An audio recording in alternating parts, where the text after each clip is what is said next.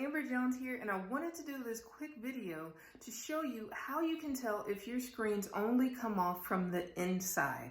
A lot of the newer homes and the newer windows, they only allow you to take the screens off from the inside. So I'm going to show you how you can tell if your window screens only come off from the inside, but also how you can remove the screens yourself, if you'd like to do so.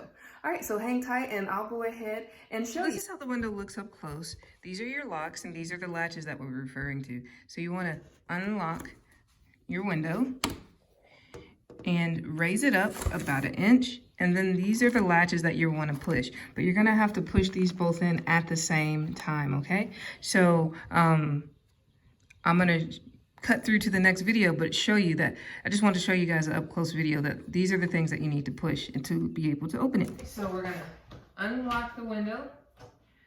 We're gonna raise it up about 1 inch, and there's 2 little push latches, okay? We're gonna push that inward, and now you can see that the window does open. So now I'm gonna cut and show you what it looks like actually here from the window here.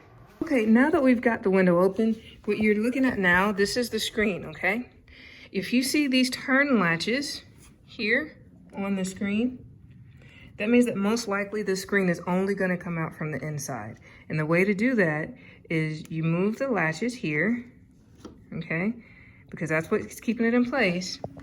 And you're gonna move the latches down here. And now that screen can come out. You can grab that latch and pull it right out, okay? Now, there might be a time where you turn these latches and these screens might be stuck.